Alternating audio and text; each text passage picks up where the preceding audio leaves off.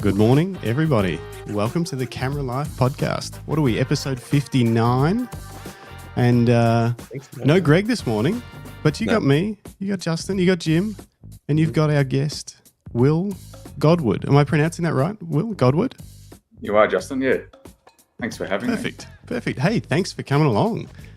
We're excited to chat to you because you are, I believe, a astrophotographer, award-winning astrophotographer that leans more towards the landscape side of astro, from what I can tell.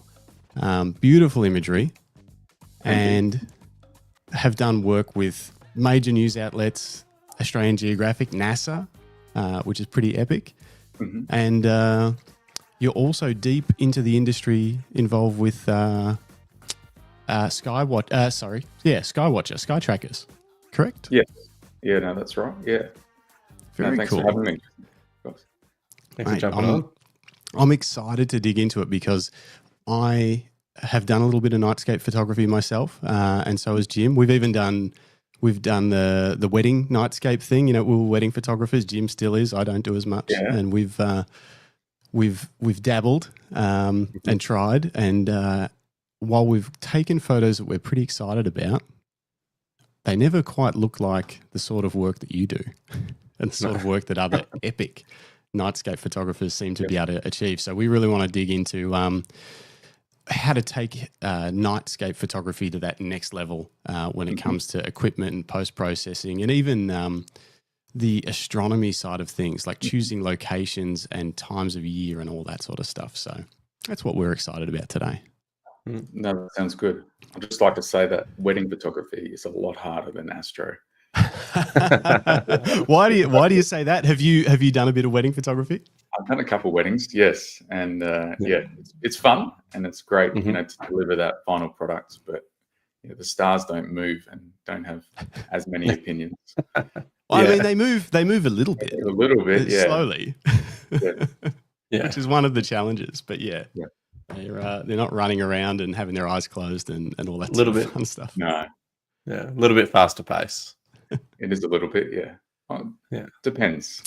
And we've also got I was just going to say we've got the live chat going. If you're listening to us live, jump in the comments, ask some questions. Will, if you have dabbled in Nightscape, or if you want to try it for the first time, ask questions. We've got Ian Thompson in the chat, says, "Good morning, gentlemen." Good morning, Ian. Elena is in the chat. Good morning, all. She says there's less beard today. There is less beard on today's episode. There's a little bit, but there's not as much as usual. We usually got quite a woolly cast. Craig Murphy says good morning. And finally, Philip Johnson, morning all. Good morning, Philip. Morning. Morning, if you're listening back later, you'll just have to enjoy the show and hope that everyone else asks the good questions. But if you're joining us live, get in there. Talk about it. Yeah, ask some questions. Yeah, well, Jim, you'll have to ask a lot of questions too. You're when's the last time you did any night photography, Jim? Do you remember? I think I did at a wedding. I did May last year, I reckon. Yeah, okay. That was my last, and it was very fast and very quick and dirty. Yep, just gotta make it happen and get them back to the party. Yeah, exactly. I think I took like 4 frames. Yeah. All right, Will. So maybe before we dig a little bit into your how you got into astro and photography in general, is there anything I missed about what you do now? The sort of work that you do with both Skywatcher, but also your photography. What are you up to these days? Yeah, so in my day job, I'm selling astronomy equipment, telescopes and binoculars and those star trackers to enhance your astrophotography and your journey in that space. And then also doing photography, starting some workshops this year, which will be exciting for a first. And taking clients hopefully to some really cool locations out there in the outback, so in South Australia. So I was going to say, speaking of which, where are you located right now? So I'm in the Adelaide Hills in South Australia. So so about an hour from the city. So it's good enough dark skies here, particularly to pick up the Aurora when that happens as well. So that's so it's nice dark skies, but I probably don't get out as much as I should. It's hard to sometimes it's hard to be motivated when you've got a hectic schedule at work and stuff, and then you've got to stay up till 3 a.m. to maybe get the good shots. It's yes, it's definitely one of the things that I struggle with. So like, I know it'd be good, but I also have things to do tomorrow. No, I'm a father of 3 daughters, so they keep me busy during the day. That's awesome. So, I mean, that's probably one of the reasons why I do astro. I don't have time to do anything else, but while they're sleeping. So when do you sleep? Perfect. Yeah, exactly. I do sleep. I do sleep, but not much in the last couple of weeks, but I do try and sleep when I can. Yeah, man, that's sounds like a hectic schedule, but very impressive that you're able to create the sort of work that you do around that. How often do you get out and shoot? Probably not as often as I'd like, but when I try and get out there, I try and make it worthwhile, and you plan those shots beforehand that you want to capture. And we're talking just before, I traveled up north recently, and we did 4 days up there, and I had probably 10 hours sleep in 4 days. Capturing the night sky, shooting sunset to sunrise, which was an amazing experience. So, not every night, or but when I do get out there, I try and make it worthwhile. Let's talk about that trip. What was that for?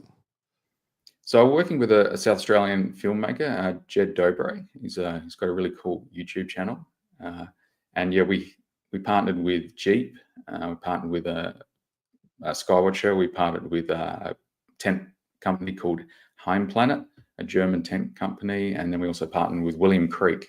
If you haven't been to William Creek, it's about 900 kilometres north of here, in the middle of the Australian outback, where there's, middle of nowhere, as they say. We partnered with them to capture the night sky in that area. And they were lucky to. There's a special geological formation, rock formation out there called the Painted Hills.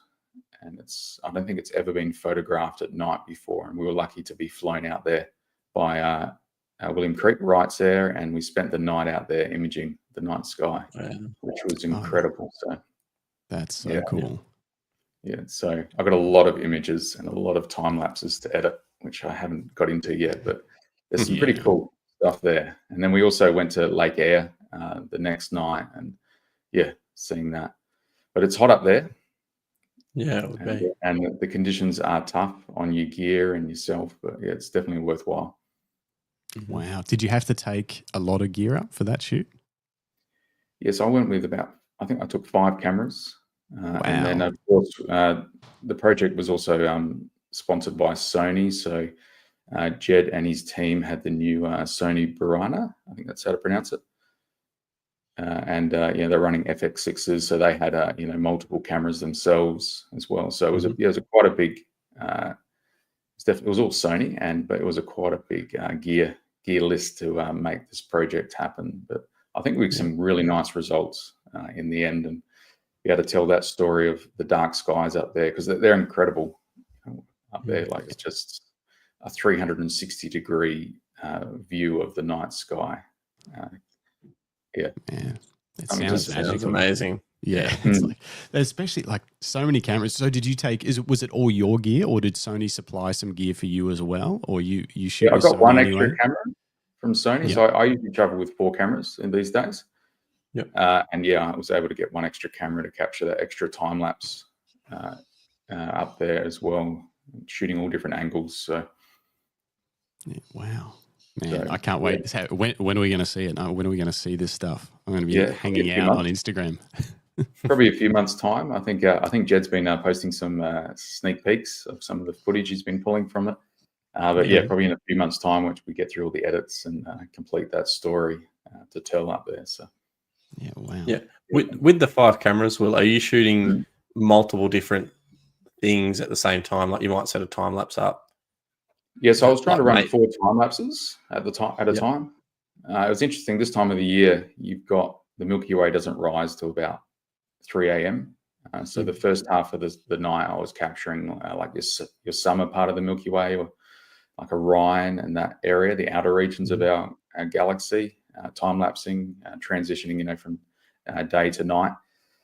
And then, come after midnight, around about 2 a.m., 3 a.m., you're starting to get that core of the Milky Way rising over the eastern horizon, which is spectacular up there.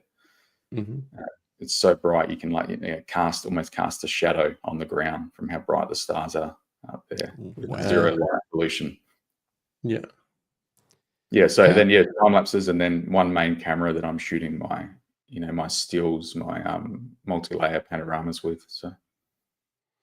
Do you have, for that many cameras, I was going to talk about gear a bit later, but I'm just interested in the lenses. Do you have to have multiple of the same lens? There's only sort of so many lenses that are the appropriate focal lengths for astro, all in that wider range primes, that kind of thing. Do you have multiple of the same lens?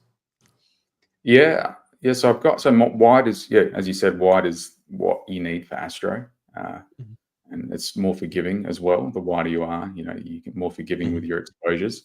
So 14 mil is probably my prime key lens that I've used probably 90% of the time in my astro work. The Sony 14 mil, which is, I love it. It's so light and so sharp. Then I also run a 10 mil for time lapse, another 15 mil, a 20 mil, and then sometimes a 50 mil, just to give that more in-depth perspective of the night sky, which you can still, it's the focal length which you can still shoot short enough exposures to not see star trails. Okay. So that's very interesting. That's kind of, but mostly wide field is what I'm, and capturing that landscape as well, which is key. Yeah, and I think I read somewhere you're very much, and I can tell just from the imagery, you when it comes to stills, you love panoramas, going super wide and getting the entire Milky Way just kind of rainbowing across the sky.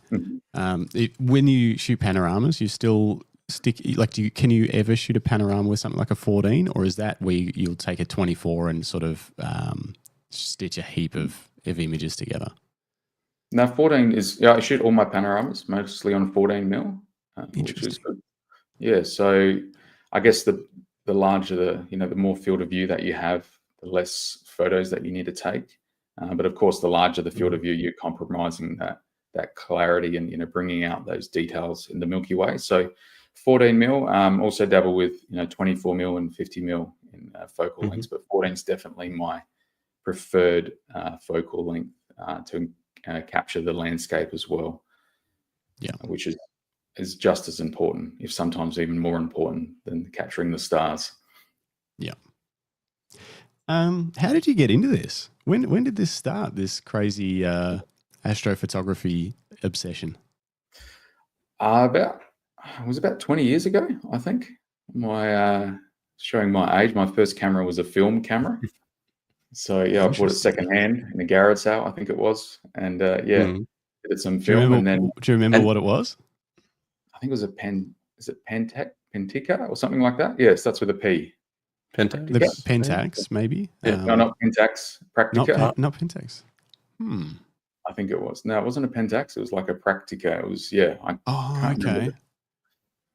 Yeah. So sorry, Jim. You're shooting night sky on film, or I started with that. I remember one of my first shots was an Aurora. It was back that 20 years ago when we had that last big major storm, and I took the shot and waited a few weeks to see if I could, if it was. That's crazy. Did you get the shot?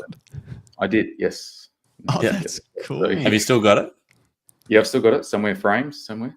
Yeah. So that's awesome. It's a memory of that. That's very cool. That's So working that out, and an Aurora on film. I haven't even got one on a digital camera yet. Now we're taking with our phones, which is incredible. Years later. So that is crazy. Yeah, so I started with a film, and then I think my first camera was Canon 20D with a kit lens, and I had this. This is before Nightscape photography was really a popular thing, or I guess a genre of photography. So I had this idea. I grew up in a country town in South Australia called Moonta, There's a lot of these Cornish mining buildings out there. Some of my heritage was ancestors were miners in that area as well. And these beautiful old buildings. And I had this idea that I'd take a picture of the night sky over these buildings. And no one had ever done it before. And that really sparked some attention. And I was able to run a few exhibitions and some galleries. And that's where it kind of fueled those dark skies in the country growing up there, and appreciating that as well. And then I think in that middle bit there, I had a sporting career, which kind of sidetracked all my photography. And then probably the last few years. Is it true, just on that, is it true you're an Olympian? Yes. Yeah. Really? In a couple of Olympics. So what sport? Shooting. So a different type of shooting. So rifle shooting. Yeah. Wow, that's amazing. Twice, two times. Yeah, London and Rio it was. That's amazing. What was that like? That was pretty cool. Yeah, that's it's definitely one of my top 10 experiences in my life. To represent your country, I always dreamt about doing it, and then when you actually get to do it and walk out in the opening ceremony, compete as well on probably one of the hardest levels of sports competition. Yeah, it's very cool experience. So man, and so that's awesome. that sidetracked the photography for a little while. It did, for that middle period there. So I haven't been shooting for exactly 20 years, but I started 20 years ago in photography. So then got distracted and come back to it. That's man, that's what a great reason to get distracted. That's amazing. Congratulations. Thanks, Justin. Thanks. I think it's probably out. Sorry, mate. I was going to say, do you find any crossover, like in the I guess the shooting versus using a camera, like the hand-eye, or I'm guessing in that, like, you had to be very settled, very still, kind of waiting. No, you're right. It does. I think there is. Yeah, definitely. You train your eyes continuously to see that fine detail in competitive rifle shooting. You always used to get my eyes tested, and they used to say, you've got that extra level of visibility with your eyes. Used to compare shooters. They always used to compare shooters to pilots as well. A similar level of attention to detail. So that definitely helped. When you move that over to seeing those finer details in astrophotography and that as well. So I have noticed that. And then I guess probably just the commitment to your goals in life, from sporting goals to photography goals as well. Definitely helps fuel that passion more so. So cool. Yeah. Do you remember we actually tried our hand at a little bit of what's it called, trap shooting with shotguns? Yeah. And we were both pretty good. Like, considering we'd never done it, and we surprised everyone. That. Yeah, we surprised a lot of people that could shoot, and we attributed it to maybe the wedding, kind of fast, like acquire a subject and take a photo pretty quick. Whether that helped or not, we might have just been lucky. I don't know. Eye coordination, the trigger control and that. That's using the same the trigger finger. Exactly. For pulling the trigger on the gun to pulling the trigger on the camera. That's good. Very good. Where did you do that? I was just at a private property in New South Wales. Nice. Like someone had one of the setups with the pool, clay thrower and that. The clay thrower. It was a machine too. It wasn't like one of the hand ones. It was a proper machine. It was super fun. We had a great time. No, excellent. All right, so getting back to it. So after your Olympic career, you got back into astrophotography. Yeah, I think I thought Olympics and that career was slowing down, so I thought I might try and get back into photography again. And I think I purchased a Canon 6D at the time, which was kind of like the pinnacle, astrophotography, landscape astrophotography camera. And they're still out there, people using them as well and producing amazing results. And then I think when Sony came out with the A7 III and showing their video capabilities as well, which is a passion for me as well to do that. It was like, it's a really affordable package and producing incredible, low light results. And that's kind of, where fueled that. And then I guess, with COVID coming into play as well, I was home more. I was able to, start enjoying the night skies around South Australia more, not as traveling as much with that. And so that's kind of where it kicked off again in, my photography adventures. Very cool. And so that's when you made the jump to Sony, switched the whole kit across right around that time of the A7S III and it's crazy low light. Yeah, A7 III first. Oh, A7 III, sorry, not the A7S III with right. I do have the A7S III as well. Okay. Now. But A7 III. I think it was that easy transition as well. I mean, when you change gear with any brand, it's a huge commitment. But I think that transition where you could go from a digital SLR to a mirrorless, and you had those adapters to adapt to the Canon lenses, so I could get the Sony body and still continue to use my Canon lenses. Or I was mostly running Sigma Art lenses at the time, so it made that transition a lot easier. And now I'm mostly Sony with I've still got a Sigma and a Lauer lenses as well. So, and was it like when you first jumped? Was it sort of like one body? You sort of kept most of your lenses, and then was it a slow transition, or was it just sort of all in? Yeah, no, it's definitely a slow transition. Yeah, no, I've definitely thrashed my Sony A7 III now, and got my money's worth out of it over that time. And then went to this A7S III because of that low light capabilities again, especially with video. I mean, that thing can you can film the Milky Way at night on video, which is incredible. That's crazy. So just what it can produce for normal video work as well is it's top notch. All right, I have a question about high ISO and night photography. High megapixel, high ISO and night photography, because there seems to be obviously most people that I've seen favor that kind of 20 to 24 megapixel camera that has really good high ISO capabilities for night sky photography. But there is often a school of thought that's like more megapixels with the current denoise software that's getting really good gives the software more to work with. And so even though the files might be a bit noisier to start with, you might end up with a better image or as good of an image later on. Have you explored higher resolution cameras versus lower resolution cameras like the A7S III and what works best? And, is there kind of a perfect, amount of megapixels in the current crop of cameras for what you do?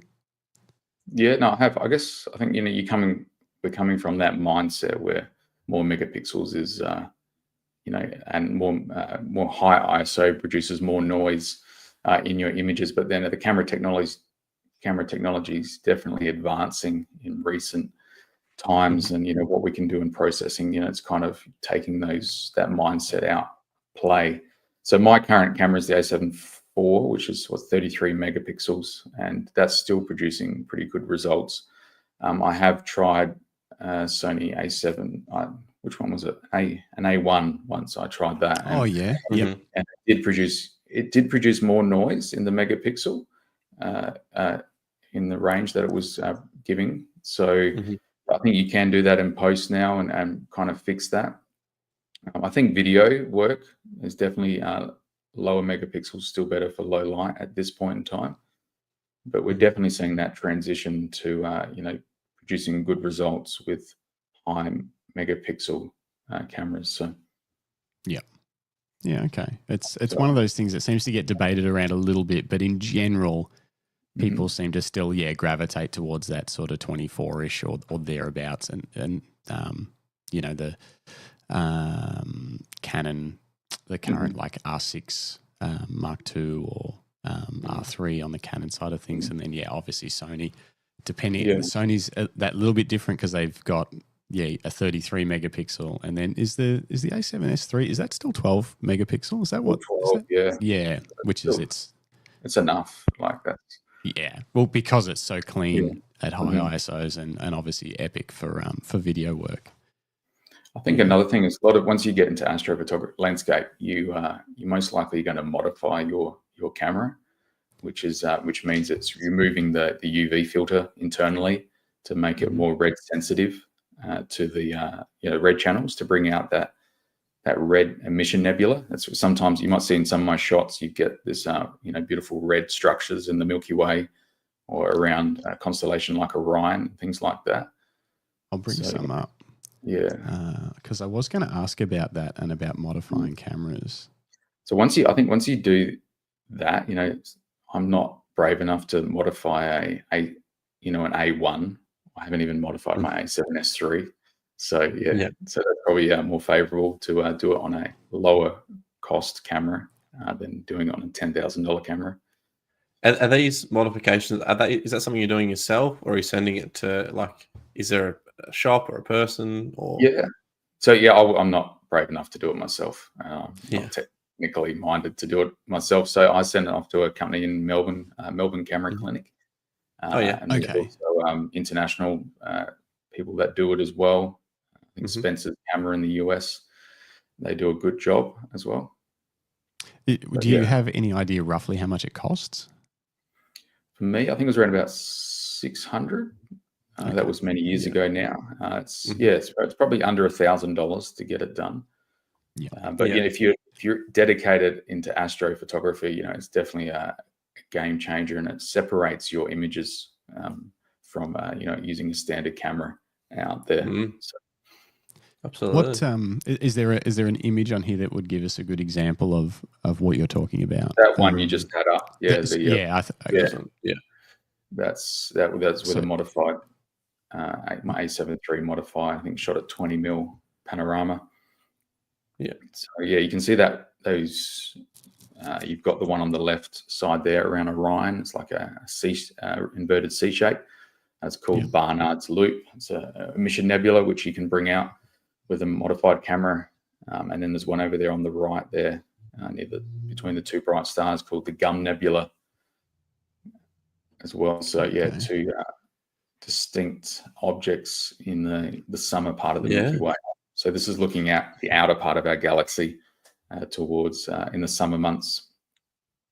And so that just would not show up on a camera that's not modified at all, or would it be less prominent or a different color? No, it would. So it would be less prominent, and you would need to take more exposures or long exposures to bring it out and enhance those channels. So it's a lot more work. So this was achieved in single images. I think it was about 30 seconds each image for this one. Over that period of time, I think it's around about 30 images altogether. And you can still bring out that data. Yeah. This might be a dumb question, but what about UV filters on the front of lenses that we often put on there just for protection? Does that filter out that same kind of light? Are we cutting down light just by putting a UV protection filter on the front of our lens? I mean, there'd probably be a small percentage of light, but it's definitely worth having it on there, and then especially when you're out. Okay. I dropped my camera once before I think it was into sand, but I think it's worth the compromise. Okay, so it's not. We haven't been for years just ruining our night sky photography by throwing a UV filter on the front of our lenses. Okay, so I was just for a second there. I was like, oh, I'm an idiot. I've been doing this all these years. A lot of you can get filters on the front. People are starting to use them, and you also get the clip-in filters. I use a hydrogen, so those channels you can even enhance them even more. I use this certain filter called a hydrogen alpha filter, which I put on top of the sensor, like in between the lens and the sensor. And I haven't used it for this particular image, but it brings out that emission nebula even more. Essentially, it's a filter that only lets that certain wavelength of light through to your sensor, it looks black, but once you expose, for maybe 2 minutes, you can bring out those details. So. Okay, so that's part of quite a complex image making sequence where you'd be taking multiple exposures with and without that filter and blending it together in post. That's right. Yeah. So it's a big effort, but yeah, and with a 2-minute exposure, you would need a tracker as well. Definitely, yes. I assume definitely. Okay, which I'm gonna have we'll look at a couple more of these images, and then we do have a question about trackers in the live chat, and I do want to talk about that. But these are amazing. Tell us about this. Oh, the May 11th Aurora. I heard that someone was doing a wedding on that night, and they captured the bride and groom. When I did a wedding late last year. There was an Aurora, and I got the bride and groom underneath the Aurora, which was pretty cool. That's cool. Oh, that's awesome. Yeah, that was bonus points as a yeah, for sure. And then the next couple's like, hey, can we get an Aurora photo too? Yeah, that's it. Yeah, no worries. But this May 11th Aurora, that was all over the news. It was looking at the numbers. So that Aurora 20 years ago, when I witnessed that was just as good. But back then, we had film cameras. We couldn't make it as popular or share it across our social media channels. So I think, this Aurora that we saw on May 11th did you guys see it before I? Where was I on May 11th? That was I didn't actually get to capture it or see it. I'm trying to remember why not. I've been, every time one of these events has happened, I've been not around to get out and take photos of it, and it's starting to crush my soul. The worst one perhaps was the fact that I was at a photo expo in Bright, and I was so tired. I could have done it, and people went out and shot it, and they got epic photos from the top of Mount Buffalo. And then all day, the next day, when everyone was showing their images, I was like, oh, I'm an idiot. I should have just stayed up and made the effort. So that one's on me. But no, I didn't capture it, unfortunately. So all right, I'll carry. So this was, probably the most witnessed Aurora in human history, or most photographed Aurora in human history, and it was incredible. So I traveled to Second Valley, and was able to position myself away from the clouds on the hills there, and see it. And you could see it easily with your naked eye. You'd look out. I mean, it was just after sunset. I got out my car just to see what the sky looked like, and you could see these columns of beams. Look, the shots that you normally see in Iceland and things like that, and these beams moving across the night sky, visually, like a flowing waves as well. So, I haven't seen a shot like this of the Aurora before. I don't think, not that I can recall, with the split color kind of. Yeah, exactly. The clear delineation between the Aurora and then the sky that isn't being lit up by the Aurora. It's beautiful, and it really shows that that clear edge, whereas often it's more of a glow towards the horizon, and still beautiful. But I haven't seen anything quite like this. Did you plan to get this shot specifically like that, or was it more the location that drew you in, and then the Aurora just did its thing? So I think that shot, the first thing I wanted to do, I love reflections in my images. If you've got a small body of water or a salt lake, or bring so much more to the image, and bring that viewer into it, and that create that depth. So that was my first goal. But that big, so you've got the main structure of the Aurora there just over the horizon, but that big, it's like a bubble, or like that bow in the sky. So it's a phenomenon that happens with really large auroras called a SARC, and it's this outer regions of the aurora storm hitting the atmosphere. And depending on your latitude, so I'm in South Australia, so I'm not as further south as, say, Tasmania or New Zealand. So they would be, I had some friends who were shooting in New Zealand, and the aurora was directly overhead. That whole sky was covered. They didn't have that separation between the two, the blue sky and the aurora. And that would be an incredible experience as well. So it just depends on your latitude and how strong that storm is on the night. Yeah. Is that Can we see the Milky Way in there? Is that? Yeah, kind of like shaping the top part of that on the left side there. Yeah. The Milky Way. Tell us about the technical. Like, what is this? How many exposures is it? How did this come to life? This image. So, like the Aurora is it's bright. Like, your normal exposure for the Milky Way, if you're down there, I'd probably do 20 seconds. I think from memory, this was like 5 seconds per frame. As soon as you that center structure of the Aurora, once the big storms are happening, from 1 second to 5 seconds is probably your limit to capture. Otherwise, it just blows it out. You're not seeing that. Yeah. And also that center structure, those beams, you can see a couple beams there going up. They're moving fast, so it's like almost like photographing the ocean waves coming in. The longer the exposure, they start to blur as well. So I think you're trying to work fast, very fast. Yeah. Yeah. So 5 seconds per image, maybe 20 images all up. Yeah, and then just going from left to right. I normally do. Yeah, and just with a tripod. Yeah, no tracker, just a tripod. Yeah, and blending separate foreground exposures, or was this able? No, that was all one. Oh wow! All one together. Cool. So yeah, makes it a lot easier. Yeah. And how many frames would this one be? Maybe 20 frames. It wouldn't have been more than that. So yeah, it would have been about 14 mil, I think, as well. 14 mil, 20 frames. So. Yeah, that's just still a lot. Yeah. Wow. Yeah, so, it would look amazing as a full resolution file on a big beautiful monitor. Yeah.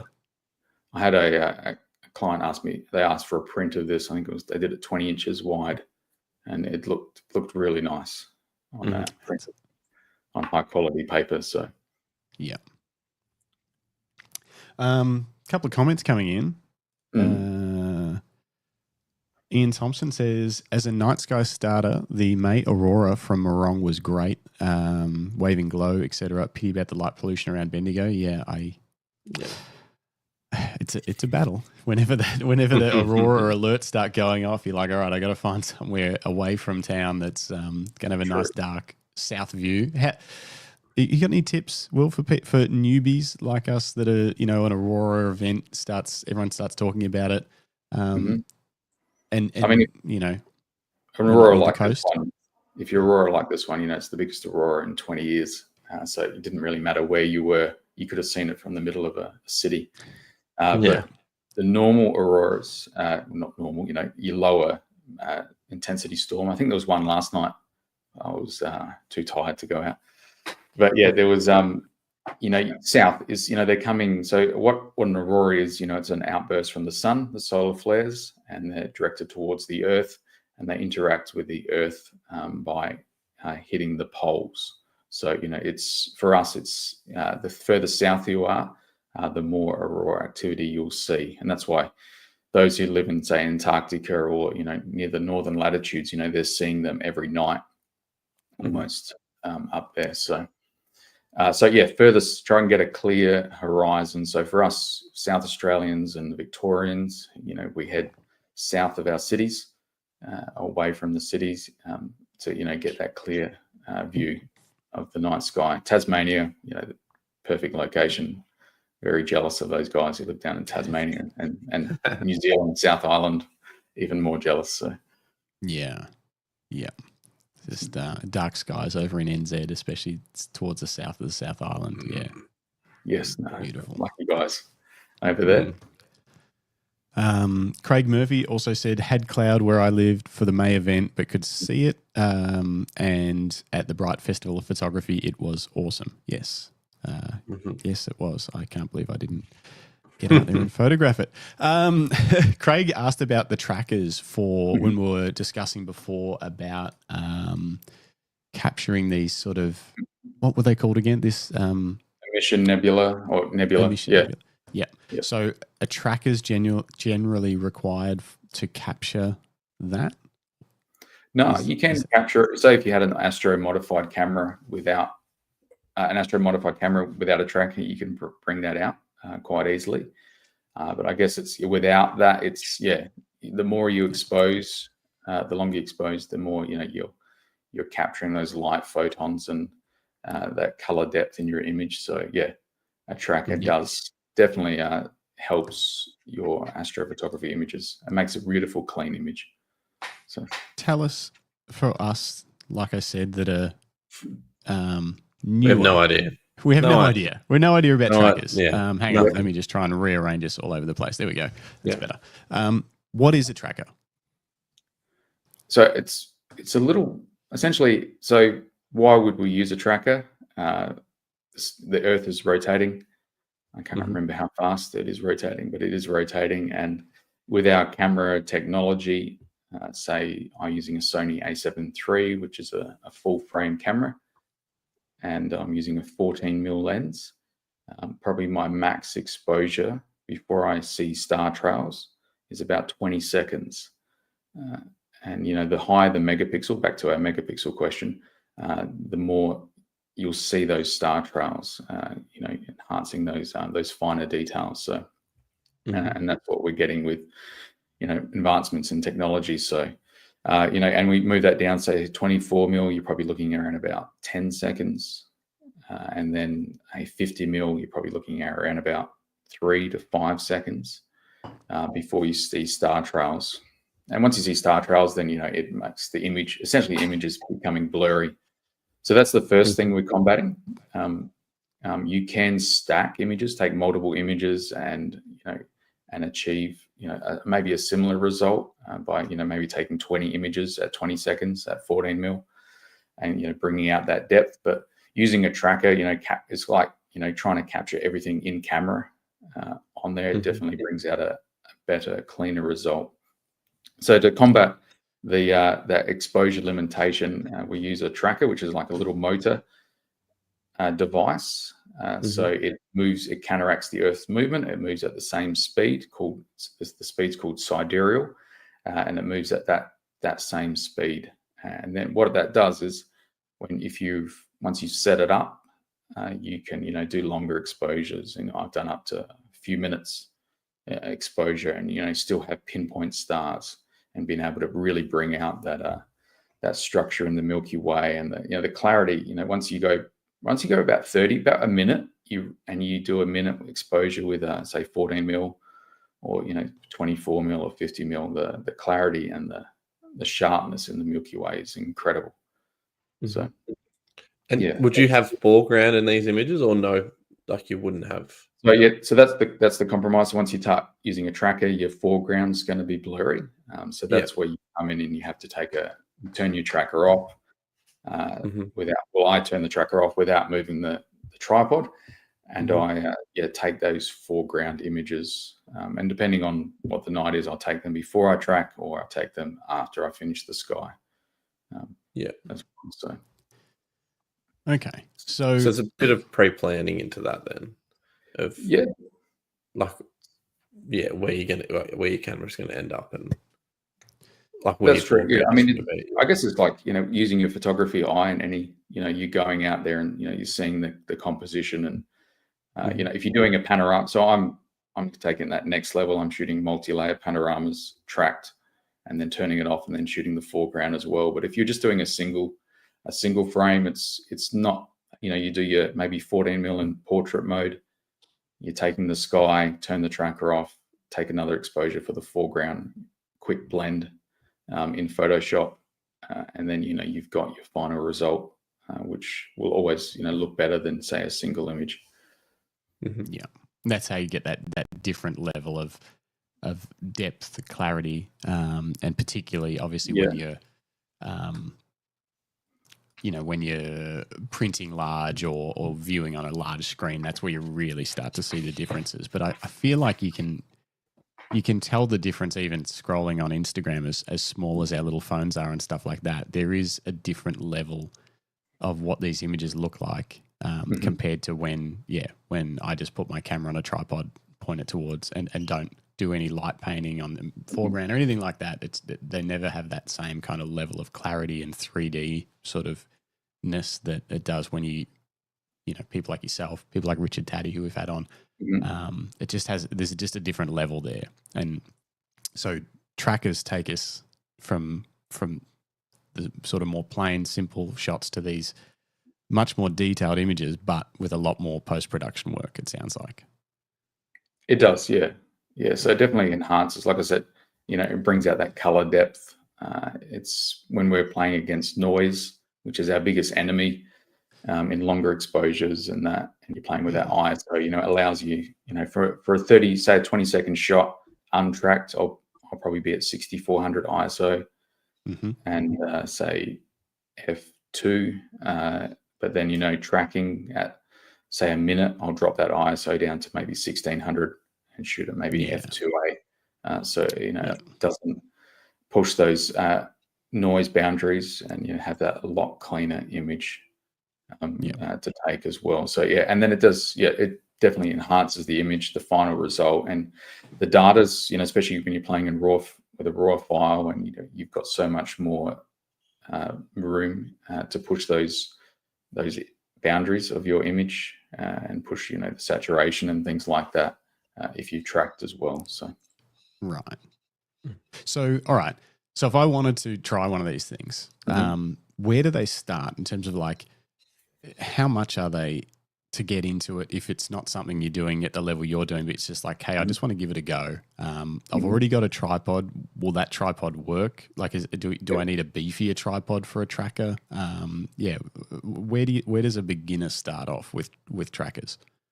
Yeah, so first thing, my main tracker, which is the beginner, I've got it right here. It's called the Mini, it's very small. I don't even know the polar scope, so the size of an apple. So that's where I start with I use this as my workhorse, and it's great. So I think I've seen these probably for around about $300 online. So they're really affordable. There was some trackers out there that were down to $200 in the last, Black Friday sales. So that's kind of where it starts. And then this takes a 3 kilo payload, which is perfect for your mirrorless cameras with wide field lenses. And, I've even had up to 100 mil on this, the Sigma 105 100 mil, which is a beefy lens. So that's the little tracker, and that's the little motor, which is fully controlled by your phone using a Wi-Fi connection. And that's brilliant. When you're just a quick how to use a tracker, what we're doing, we're counteracting the Earth's movement, and we move to our poles, the South Celestial Pole or the North Pole. In the north, they have that thing called the North Star, which we're very jealous of. So you can easily see which way north is. Here in Australia, we don't have that luxury of a pinpoint star to align our trackers to. So we have to align them to the south, because then the whole, everything moves around that point in the sky. So you can do that by pointing it south, just using your compass on your phone. And I've gotten away with that really quickly. Otherwise, there's a little polar scope that you put into here, and it's like a little telescope, and you're actually seeing those little star constellation and aligning that. And it's not that hard. Some people find it a little bit scary to polar align, but I'm doing a lot, but I can get it probably done in about 30 seconds on a good night. So yeah. Craig in the comments says, I definitely have a love-hate relationship with my tracker. Polar alignment is frustrating, but you can get beautiful images when it all works. Right. Which one are you using, Craig? Just while we're chatting about it. But okay, so tips for Craig. You can get it done in 30 seconds. Obviously, Will, you're an expert. Any tips for Craig trying to align his tracker more consistently? I think I use a leveling head on my tripod. That's a key thing. A leveling head. So I level the tripod and then level it. And then I also use so that's the first step. And then I use my compass on my phone just to point it south, and that's roughly where it is. There's a little wedge that you need to adjust your latitude. For me in South Australia, that's 32 degrees. Further north, that changes as well. So that once you've done those two setups, pointing it south, adjusting to your latitude, you should be like on point to not even look through a telescope, the little telepoloscope, and you should be able to, at least do 30 seconds to a minute with a 14 mil to get those results. So once you've done that, you're away you go. Otherwise, polar aligning can be difficult. Trying to find those little stars in the telescope, and it's really I just use my phone looking at what the orientation. So there's an app called Star Adventurer Console, which is the brand which I use, and it shows the formation of those stars, and I just look back and forth between that and the telescope till I can see them and align it. Okay. But what happens, Will, if it's not aligned? Like, does it spin off axis kind of thing?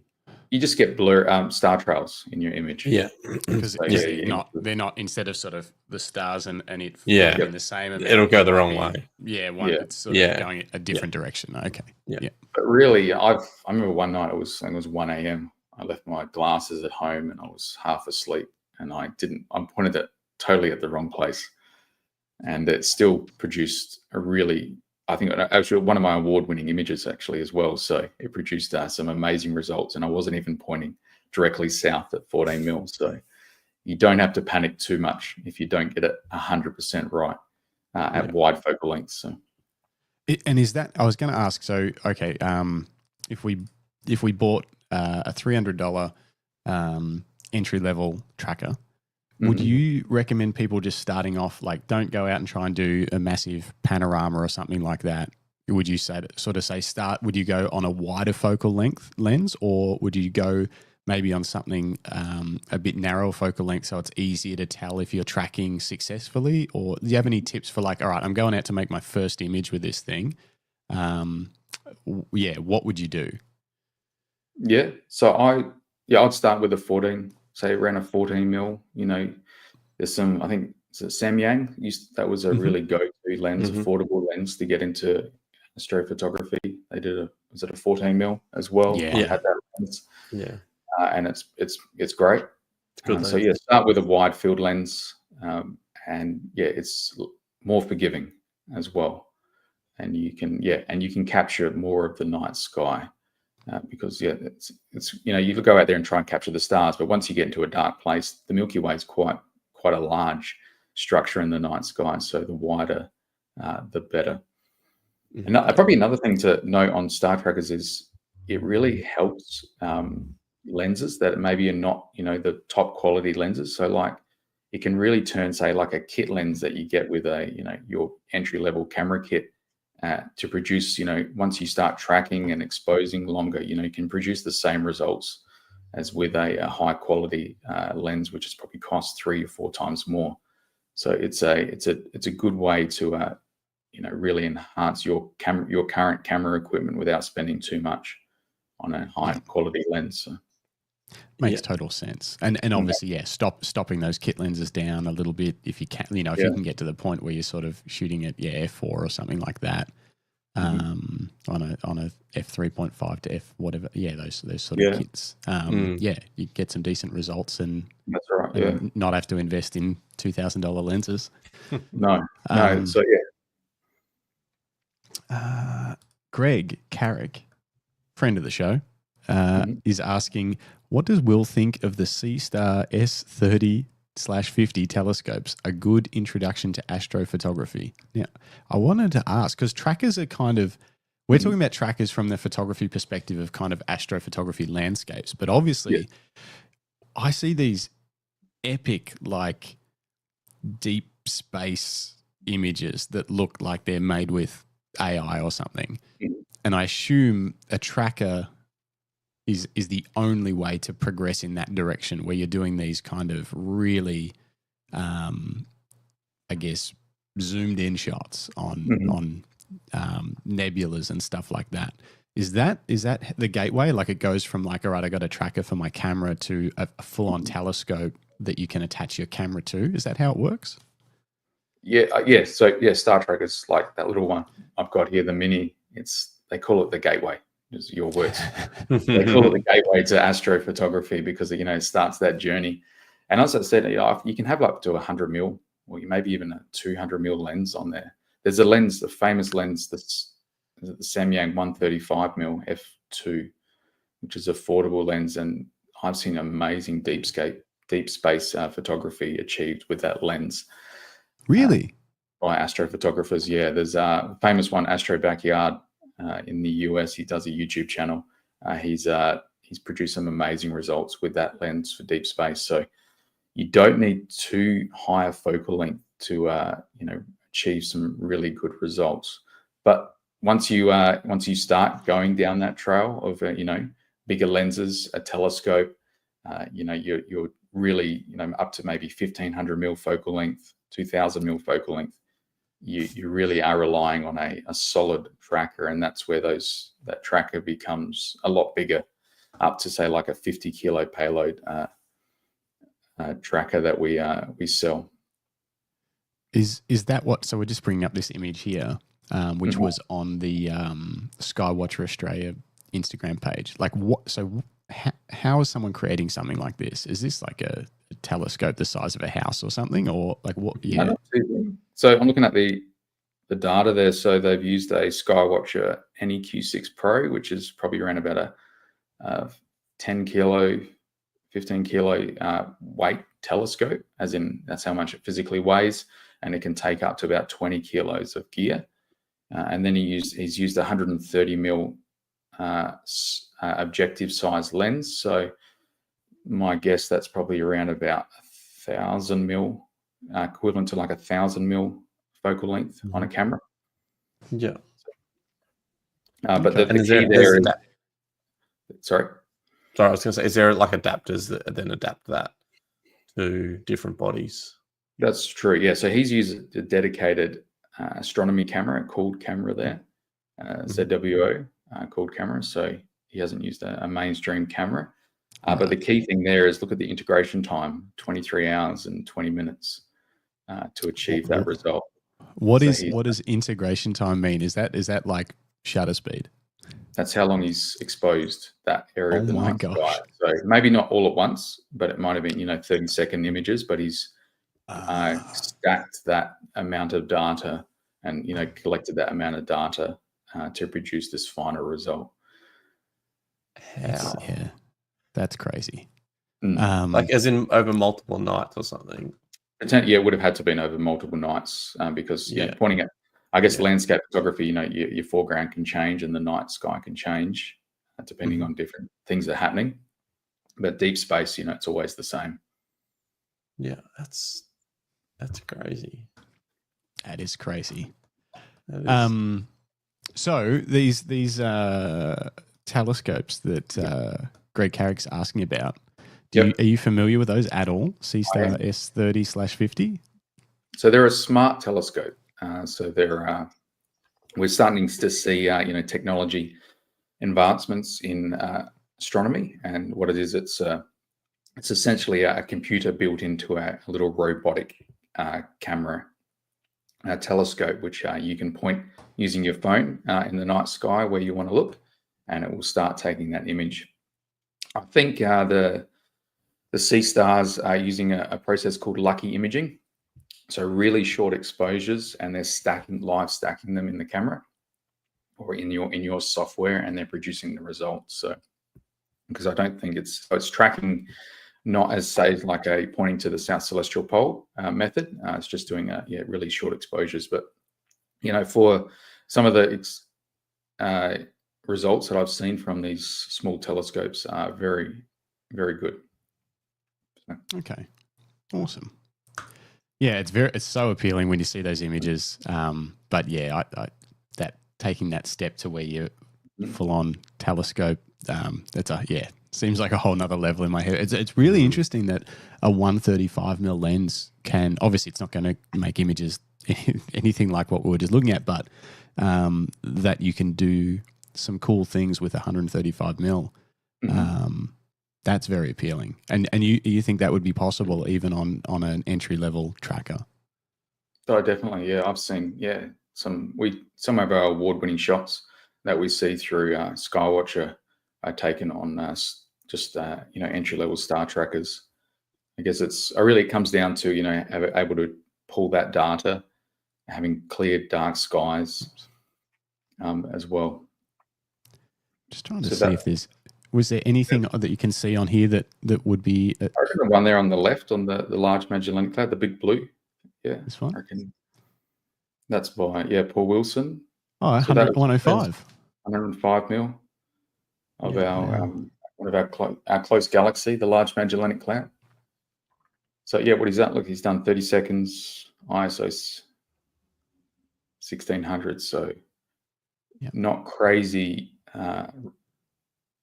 exposures in there to producing, a beautiful image. And that would be multiple images, or just like a foreground, background? I reckon it would be one image. One image, yeah. Okay. Yeah, tracked, because he would have been tracking there. So 30 seconds. Yeah. And then a foreground to blend. That's you would have tracked. Yeah. Oh, yeah. We don't have those white hills in Australia, do we? No. Yeah. Not very often for about a month. No. For those of you just listening along, maybe listening back later, this image that we're looking at is taken in New Zealand over the Southern Alps by Paul Wilson Images. You can see it probably on Paul Wilson Images, but also it's on the Skywatcher Australia Instagram, which is a treasure trove of making you want to just get out and make beautiful images. It's insane, the variety and just,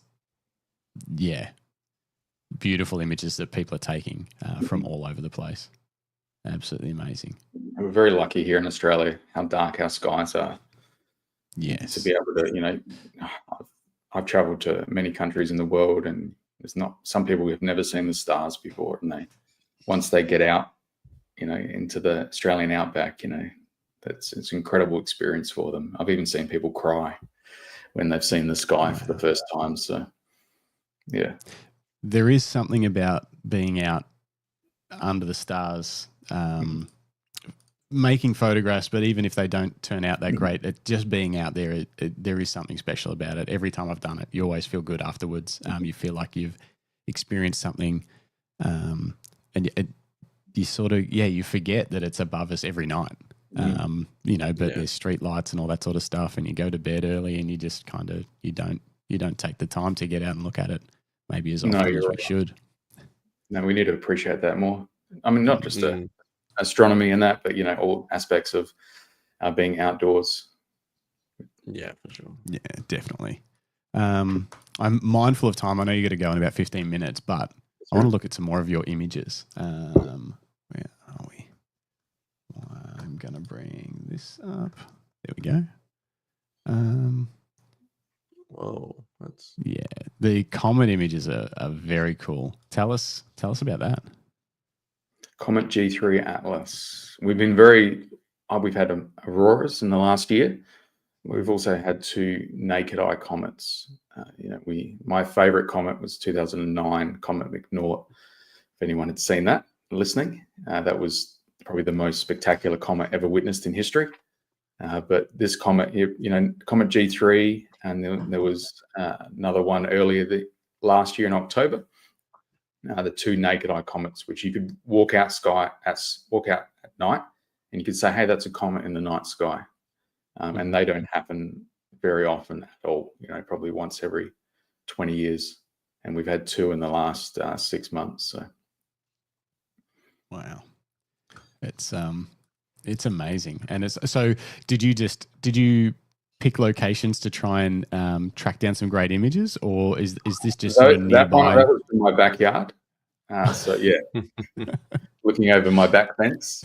So that was an easy composition to take. But there was the one last year in October, just down there on the right of the screen. Yeah, that's where I travelled. Into the outback to capture it over Lake Gardner.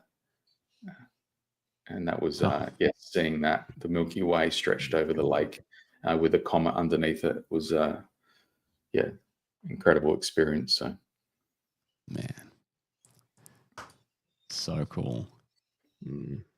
When you when something like that comes up, like how much planning goes into the chosen location? Do you figure it out as you get further out towards your destination, or have you already got literally like a pinpoint on a Google map that you're heading to? So I guess depending on where it is in the night sky, I've got some, I've already pinpointed a lot of locations, some key, iconic locations to capture, say the Milky Way rising or the Milky Way setting or some different astronomical events. So you know where there's a good place, and then it kind of just, planning that shot. And then, the days before you're looking at the weather closely, because if it's cloudy, then you're not going to see anything. So being able to, change location, within a few hours to get the shot or travel somewhere else to get it. So a lot of planning. I use, weather apps to software called Sky Safari, which you can, pre-plan what the night sky is going to look like. And then a famous photography app called Photo Pills as well. Planning, but that's a lot. That's really helpful in planning your shots. That's good to know. So Photo Pills is still recommended. Like I think I first downloaded that, I don't even know, 7 years ago, 8 years ago, or something like that. Used it a lot for wedding planning. We do a lot of sunset shoots and that kind of thing. So it was always handy to just see what's going to happen without having to do location scouting. If any of you listening haven't used Photo Pills or a similar app, it essentially gives you an augmented reality view of things like the sun and the trajectory that it's going to have across the day. But also it can do the same with the moon and Milky Way. So you can kind of just hold your phone up and move around and see what's going to happen, or what things look like now, but also in the future. So you can kind of fast forward it 6 hours or whatever and watch as things move and then plan your shots out in advance. Very cool. Powerful. I think it's really powerful if you're doing like moon shots. Yes.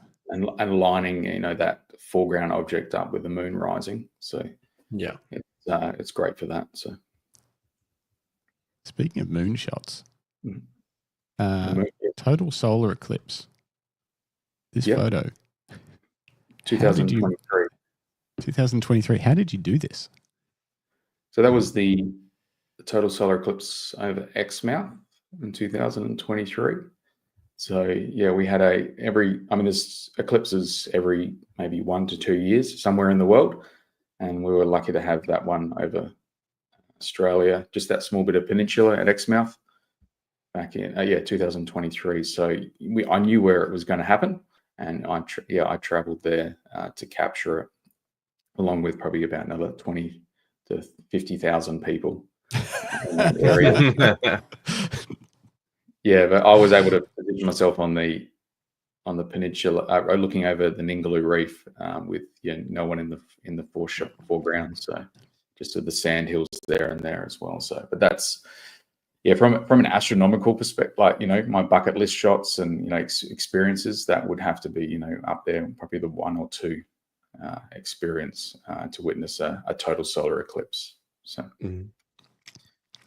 Would you consider yourself more of a photographer or an astronomer?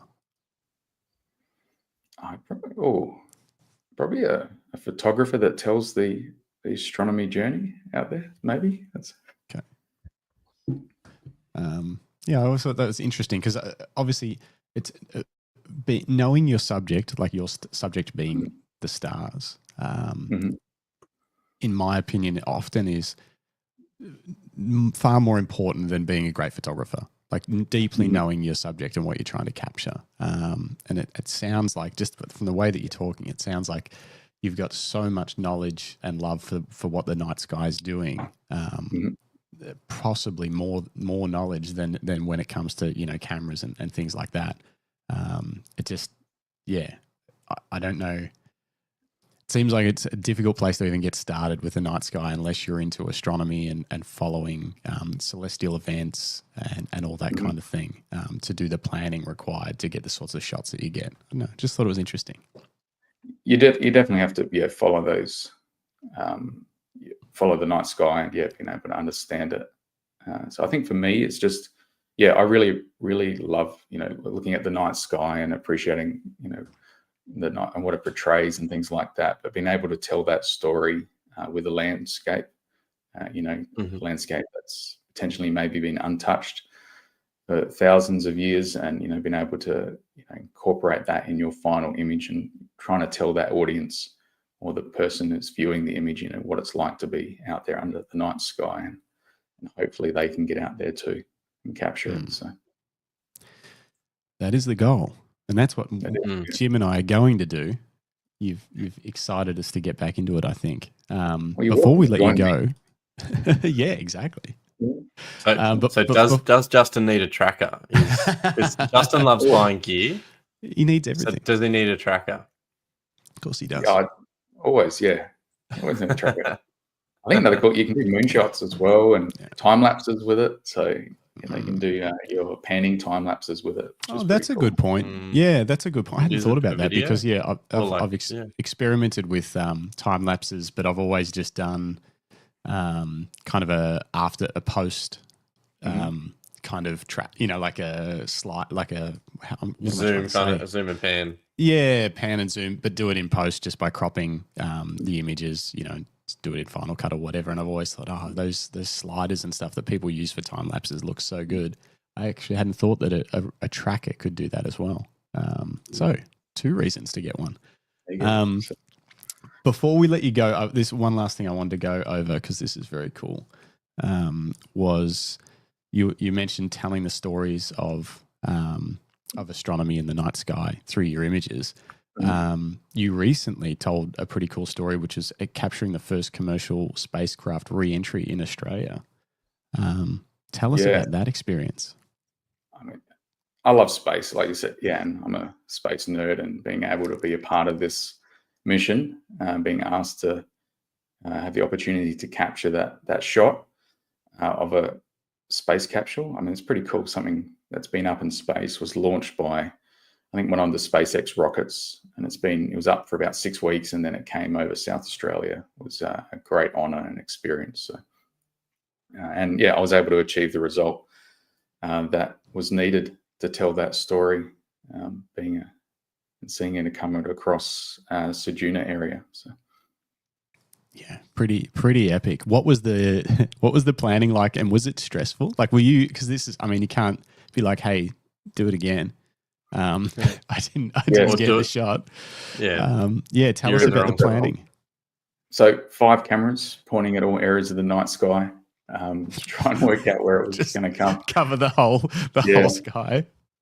All I was told that it was going to look like a shooting star, but which it did, but it was moved a lot slower. That was, I think probably a good summary. It was like a plane coming across the night sky on fire. Yeah. Wow. Yeah. So it was slow moving. And so I was able to reposition the cameras at the last moment just to make sure I had the right composition to capture it. So that was cool. And then the next day I was able to be with a team, and we went out and retrieved the capsule, and just seeing that process of how the scientists worked, and it was a bit like being in a movie, being in Independence Day, going out to check out what's landed. Nothing climbed out of it, obviously. We went up in this thing that looked like a Black Hawk helicopter, and off we went. So that was a pretty cool experience. So, and there's going to be plenty more. I mean, this is the first in Australia, so there's going to be plenty more to come in the next few years to happen. See. And were they were planning for it to come back to land in Australia, or is that the? Yeah, that was the plan. I think it landed within a kilometre or 2 of where they predicted it would land. So they're very precise, and I mean, they had to clear the whole airspace and the marine as well for boats and that as well. So so nothing could fly from Perth to Adelaide for that period of time. But they were able to pinpoint it exactly where it was almost going to land. So very, very well put together plan of attack. So What an amazing experience. I love these images. If you guys want to read the article and have a closer look at these images, the link to Will's website is in the show description, but it's just godward.com.au, and just go to the blog, and it's the latest article there. It's, very cool, worth a read. Beautiful images. Very cool. Epic experience. As Craig says, so cool. All right, one last thing. I said that would be last, but I lied. One last thing before we let you go. It's a question I ask. I try to ask most of our guests. I'm going to change it a little bit for you. All right, you've got like 5 cameras, so you got lots of options. But let's say tomorrow aliens land and it's chaos, and you've only got time to grab one camera and one lens, maybe a sky tracker thingy and a tripod, but just one camera and one lens. What would you grab to document the alien invasion? Ooh. My camera, a Sony A7S III. Ooh, I like it. Yes. I mean, it's 12 megapixels is fine. I think some of these shots here were done with that. One of my, out in the field. You can shoot incredible video, and I've taken some pretty cool nightscape shots with it as well. So, what lens would you put on it? Probably the 20 mil, I reckon. 20 mil G, the 1.8. That's a really nice. I mean, 14 mil if I was just shooting astro, but if I was documenting some aliens as well, I'd probably go the 20 mil. Nice, so, very cool. Yeah. Good choice. All right, so. Finally, so you're doing some workshops. I believe there's information about that on your website as well.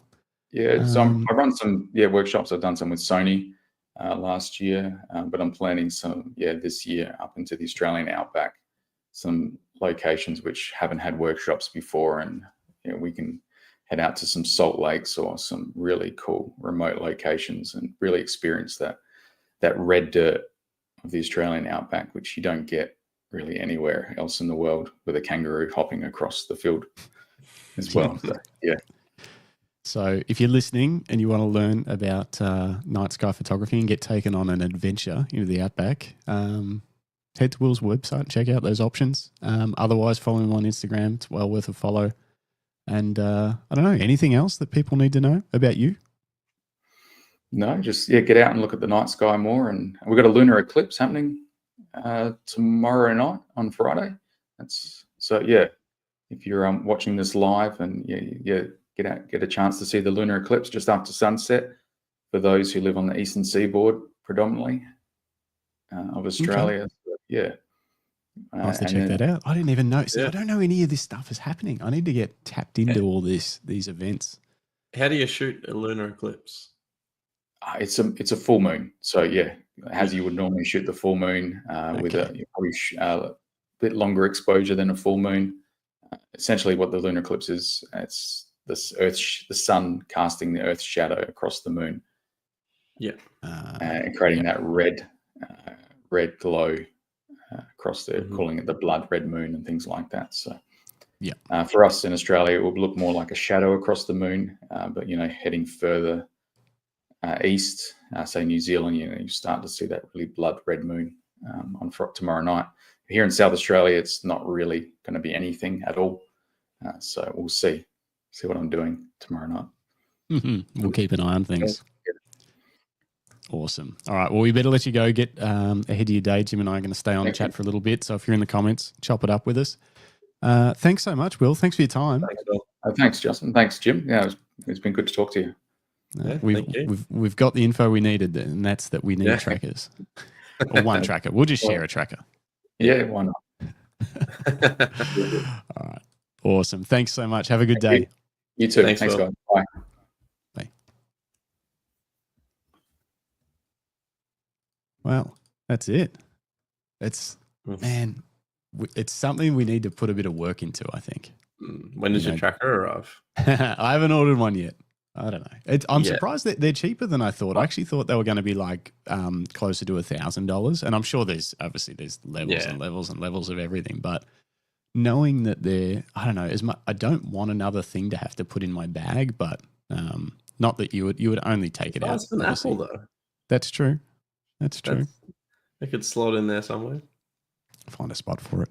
But you only have to take it out when it's a night sky thing. I think we talked about that. Like we talked about this after we had Richard on about that you know, you could just have one, but I don't know. I've always got a little bit of an apprehension though towards more post-processing work, and it does create you more don't want to be shooting post-processing work. foreground. Yeah. Background. Yeah. And for especially what you do and how you like, I guess how you appreciate it. But I love the idea of the deeper sky shots, but I know that that's, as Craig said here, the money rabbit hole. But like the idea of, because with the deeper sky shots, you know, you're not doing necessarily the foreground stuff. So it's still like not one frame, but yeah. Yeah, and it's kind of like the cool part of looking through a telescope, but you actually get to make an image from it as well. Mm-hmm. I love that idea, but that sounds expensive. It does sound expensive. I think I'd rather just to start with find someone who's got one of those setups in their backyard or something, and just go and like see them use it and see what the images are like and how it works. Yeah. What else has been going on? You been taking any photos? Yeah. Well, we had a wedding the week before last, so that was pretty good. Got some good stuff there, some interesting stuff. So, shot in a shearing shed, which was pretty cool. Oh yeah. Had some crazy good light. Not what I expected. I anticipated it. What do you mean by crazy good light? Have a look. Bring up the Justin Jim Insta. I'm on it. It was not what I expected. I expected it to be I don't know, just average. I've shot in a few before and they weren't that good. Maybe I wasn't very good. My eye wasn't very good. I definitely just saw some things I hadn't seen before. So, all right. But yeah, had a wedding, and then obviously we shot. We're at a wedding, and we shot a little bit last week. But yeah. So these ones? Yes. Yep. So it was hot, like it was very hot in there, and this window was hot. But I was like, this light is it's too good not to use. Sorry, trying to zoom in. Yeah, that is nice. I like the hat. The hat really. Yeah, the hat made it. Yeah, for sure. Yeah, very good choice. If you're just listening, sorry, we're looking at photos.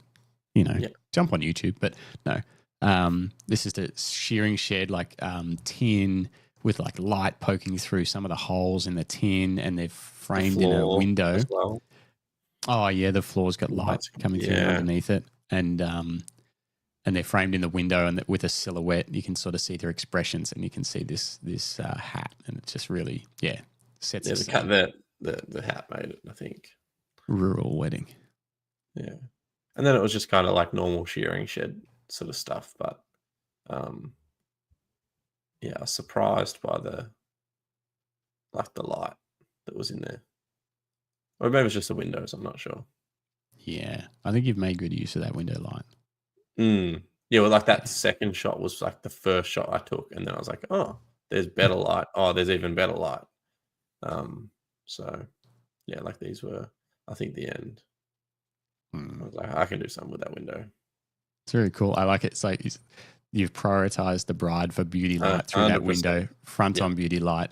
But it also, he's got like this mysterious, because of the hat, like dark face. It's kind of that, I don't know. I'm a sucker for what's that show called? Yellowstone. It's kind of got that like Rip from Yellowstone vibe. Like he's just the cool cowboy. Anyone else? No, just me. Okay, it's just me. But yeah, that was cool. It was cool. It was a like farm wedding. So like dress was dusty. We're walking in the dust. We're walking in the paddock. Tractors, hay, and it's just cool. It was fun. You know, they had their dogs with them, and it was a fun time. Awesome. It's always good when a shoot's fun. Digifrog from Tassie is in the comments. He's a late starter today, he says, but morning, boys, where is the G train? Greg is busy this morning, so we flew in. We've kicked him out. Yeah, it's just us now. It's just us. Sorry, Greg. Sorry, Greg. His beard got too long. He'll be back. He'll be back probably on Monday night, I think. for whatever Monday night shows brings along. I've got some film back. We might look at that on Monday night potentially. Is that from? What's that from? 2 rolls of film. 1 roll. I mean, I guess we can have a peek at it now if you want. What's it from? The car that we took some photos of. Oh, yeah. Well, did you want to? Have you got the? I was going to save it for when we have Grant on to look at his. To look at his images. So maybe we'll just have a little peek. Just a little. Because I've edited that car now. Oh, have you? Yeah. We took some photos of a very cool car. Jim actually had to do photos of it, whereas I just had my film camera, so I was just like cruising around and having a bit of fun, and shot a roll of Ectar. I wonder if I can share it off this. I really did enjoy getting the film back from Lumina Labs. It's like opening a little present, even though it's just a Dropbox file of your images, because you just don't know what you've got. And that is one of the really fun parts of film. And I will be shooting some more of it very soon. I shot some at a wedding on the weekend. Mm-hmm. Did you don't have that back yet? Do you? What's that? You don't have that back yet? I haven't sent that away yet. I think I want to go down to the lab when they process it. But yeah, here's these shots of you Cool. taking the photos, Jim, of this cool car at the cathedral in Bendigo. What's super interesting is often I feel like I know film is lower dynamic range than what a modern camera is.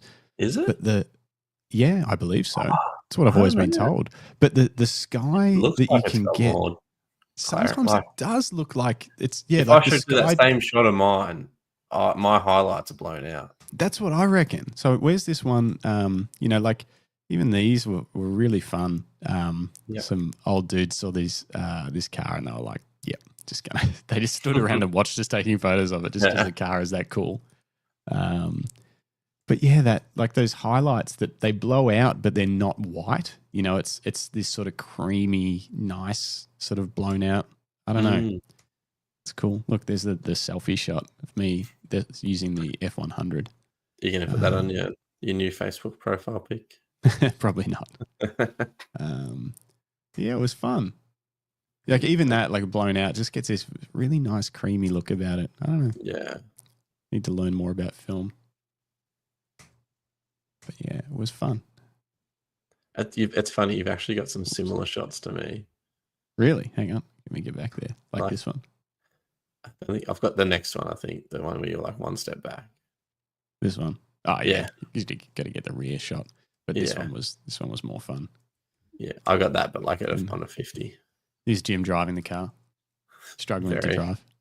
Very worried for my life. Hey, Greg's here. Greg's in the comments. Hey, Greg. We've only been saying nice things, Greg. Yeah. Cool. These are cool. Yeah, it was a bit of fun. Pity about the yoga sign. Vitality yoga doesn't really match the car, but I shot that without the yoga sign. Yeah, I only had a 20mm lens, so I was kind of I had less options. Anyway, it was fun. Good time. That sign is cool. I was looking at that the other day. I was like, that's actually a very cool empty sign. Photo. Yeah. Yep. Greg says, "Hey team, hi everyone, missing you all. We miss you too. Look forward. Hopefully, you'll be back on Monday." And I got a roll of. I was going to say I'll save it for Monday's show. I got a roll of Portrait back too from out at Lake Eberloch, which was a fun shoot, testing out my new film camera, which is the Canon EOS 1N and the 50mm 1.2 lens, which was really fun, really good. Yeah. I enjoyed shooting it. I just don't like the fact that I didn't get tricked. I shouldn't say that. It was all pictured and advertised. What I didn't realize about this camera is it's got an optional extra back on it, a different back, like a different film back, and it's got a data back, and the data, I believe, allows you to like imprint the date and stuff onto the film somehow. It's like a different back that was probably for obviously some level of professional shooting that required that information. But it removes the rear dial that Canons have for aperture. Yeah. Which means you have to press a button to change your aperture. Mm-hmm. You know, like the way you would used to do with ISO, you'd like press a button and then change your ISO. So it doesn't fit my shooting style perfectly yet. And I don't know whether I can find a back for it or whether I'll have to try and buy a different camera with a different back or something like that. Could you just sell that one and buy like the same camera with the original back? If I can find one, I'll probably do that. I mean, the camera was $300, so it wasn't like the world's most expensive camera. And it's very clean, but I think I'd prefer to have the aperture dial on the back for quick changes.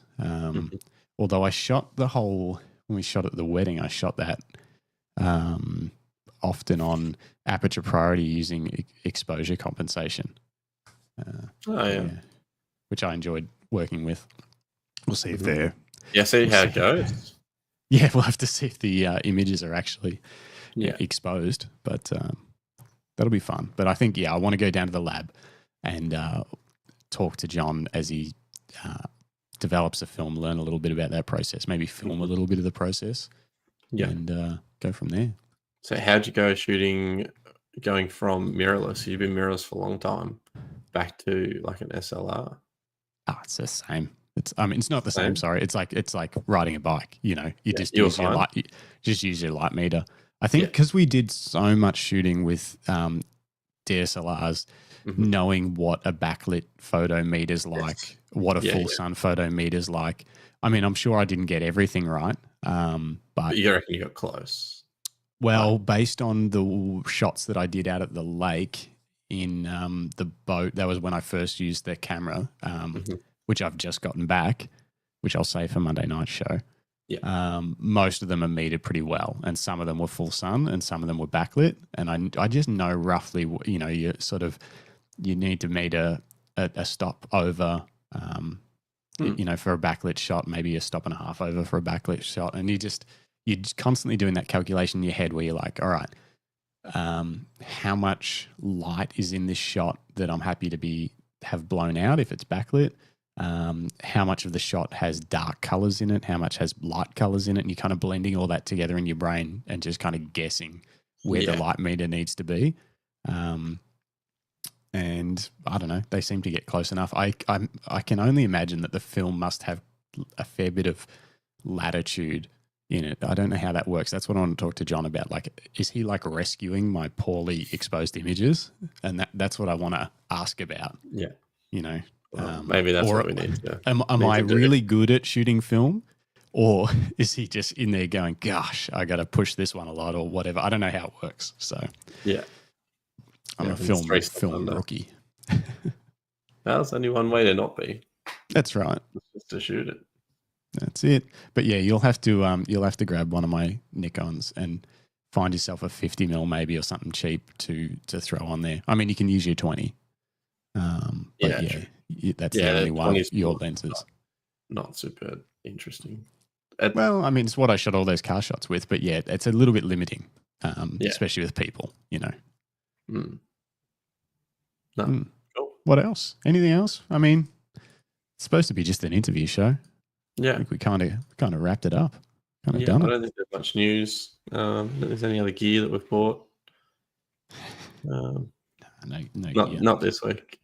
Not this week.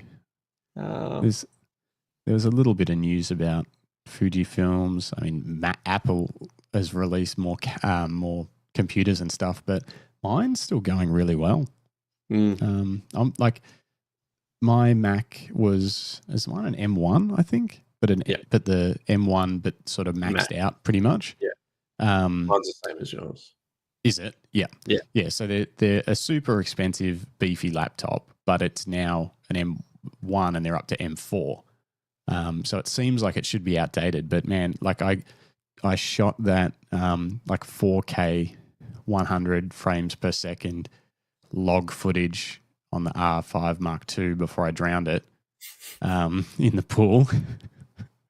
And And when I did that edit, like you don't have to build any like proxy files or anything like that. And I can literally watch it in real time on this computer and do color grading and stuff.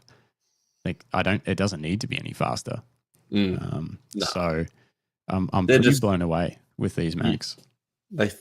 Their sales is that it's better. It's better. You need to get the new laptop every time, and you don't. Well, it's one of those things. It's like, I mean, I don't need to. I was actually thinking about this the other day when Greg was talking about, that I get excited about new gear. Mm-hmm. I don't get excited about new laptops unless the one that I've got is in Struggle Town. And so I'm guessing most people, I hope, that are looking at new laptops are running into issues with their current laptop, slowing them down. Like, remember we used to be editing weddings, so constantly all we were looking at is like, how can we make these photos load faster? Because 10 seconds an image over all the images that we've got to look through slows us down a ton. Yeah. And then even longer once we were doing like edits with spot removals and stuff, and you're waiting for the thing to load the full image. Like, it was slowing us down by hours per wedding. And so an upgrade of a computer meant faster turnaround times. And I think that is the same thing with camera gear. Like, I didn't buy the R5 Mark II because I just wanted, essentially the same camera with some small upgrades, and I just wanted the latest and greatest. I bought it because my R5 has overheated while I've been on a shoot. A paid shoot. I'm out with Flo. There's multiple people there waiting on me. The shoot budget was in the thousands of dollars, and the camera's overheating. So we've also been many times before we got up to these modern cameras, we're looking at updating purely a lot of the time for buffer. Remember we used to buffer out all the time. D750, and we had those things. When the D750s were a popular sort of wedding photography camera, it was a good mid-spec sort of budget camera, without buying the top of the range flagship. We had to shoot on 12-bit files fully compressed to be able to get our buffers up enough that most of the day you don't need the buffer, but when they're throwing confetti down the aisle, when the couple leaves and you're trying to get the shot, we'd buffer out halfway down, swap cameras, buffer that one out, and then be like, shit. Yeah, and they used to buffer out pretty quick. Pretty fast. Until we did those tricks. And they were a camera shooting at 6.5 frames a second. Yeah, that was. And they would buffer out. So like the whole time through our like wedding photography career, I guess, pretty much up until recently, was we were constantly pushing up against the limits of the gear, and that's what drives the waiting for that next camera to see what it's going to do.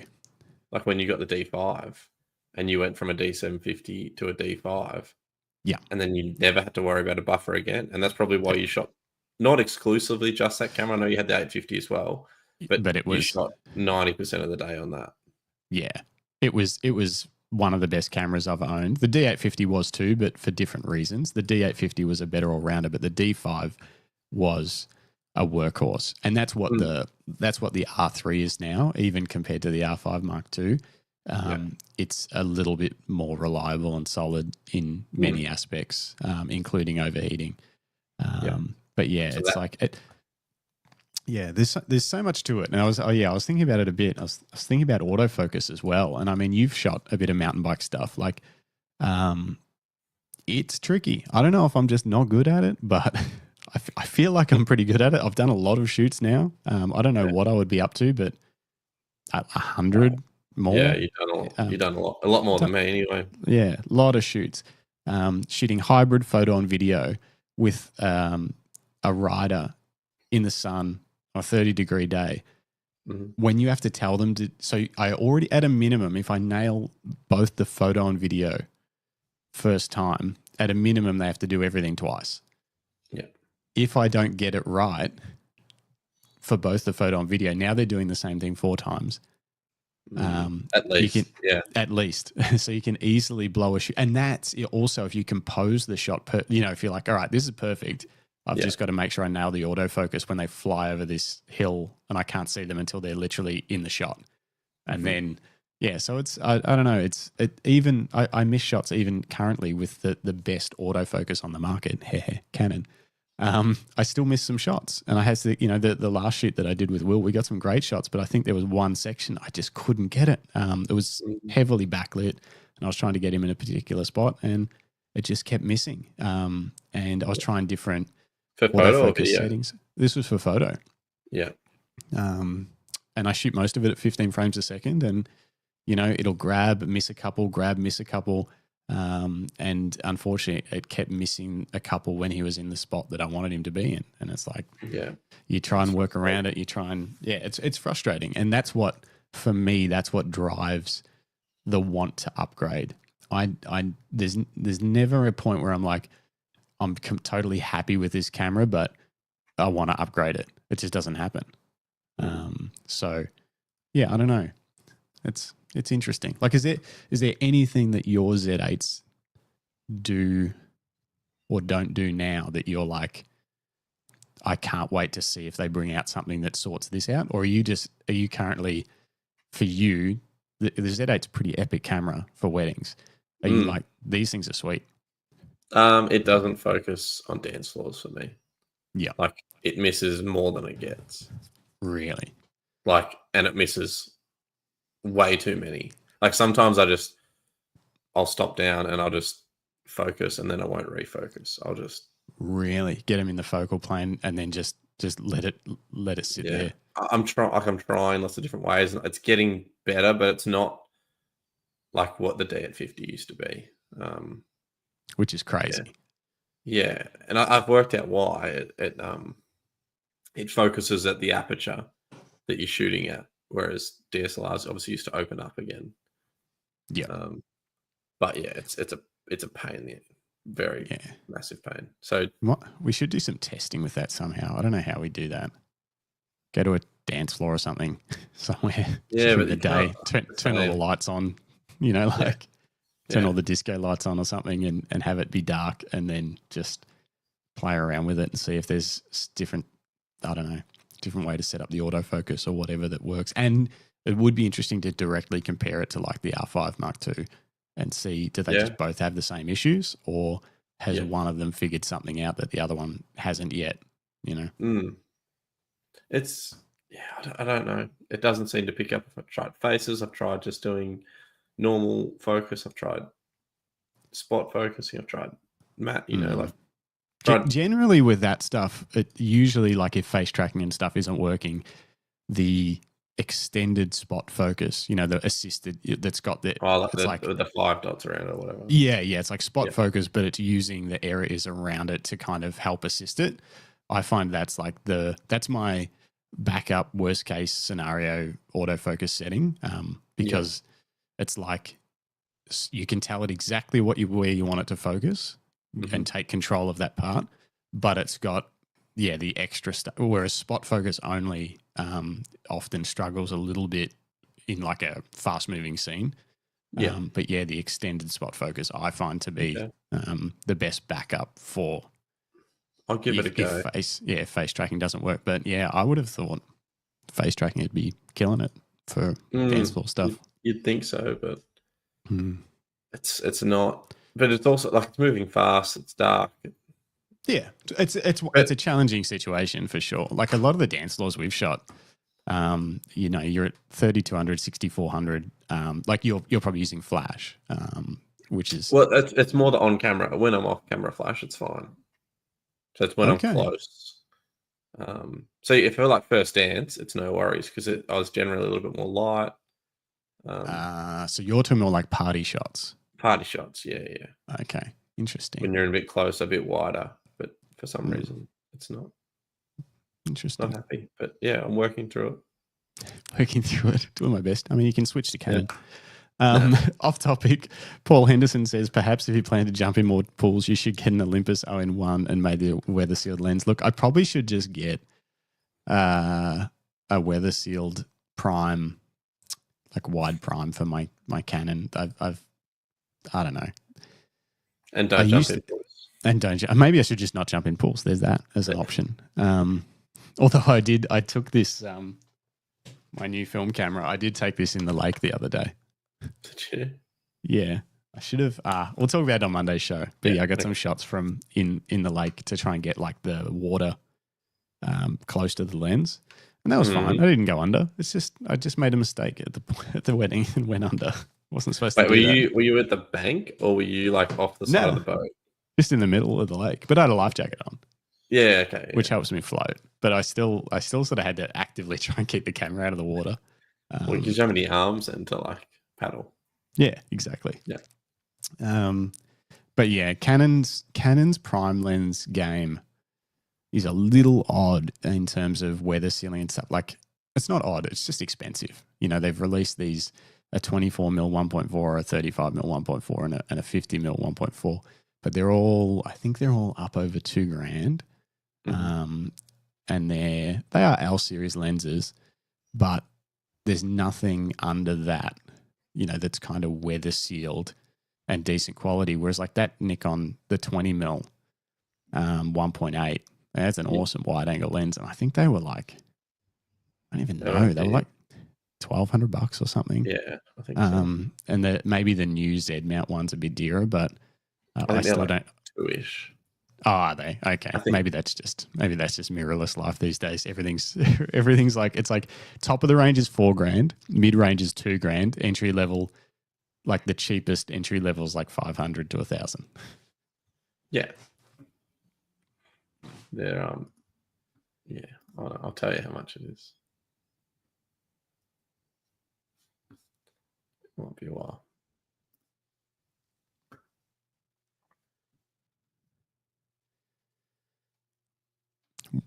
While you're doing that, I'll tell you a story. One of our mutual acquaintances from the gym was looking at a new camera, and they rang me. They used to use. I don't know why I'm keeping his identity secret, but anyway, I'm just like, that's odd. It's not like it's going to find out who it is and be like, oh.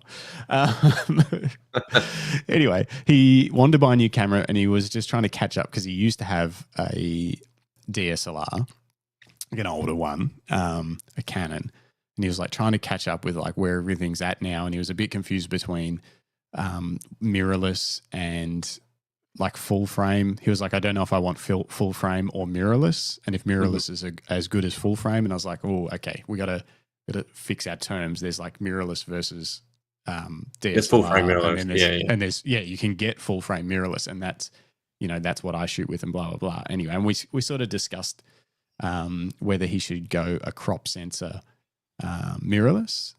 He was sort of keen on sticking with Canon because that's what he used to have, and the menus haven't changed in insane amounts, so he'll probably feel a bit more comfortable navigating the camera. But anyway, like looking at the price of crop sensors and stuff versus what you can get an R6 Mark II for at the moment, an R6 Mark II, I think there was someone advertising them for just over 2,600. And like the crop sensor cameras that were anywhere near even being like a sort of a fully fledged camera, not an entry level. They were still close to $2,000. And I was like, wow, for $600 you can go full frame and essentially get something good enough to do professional work with. Not that they needed to. Well, it's kind of like that D750 market.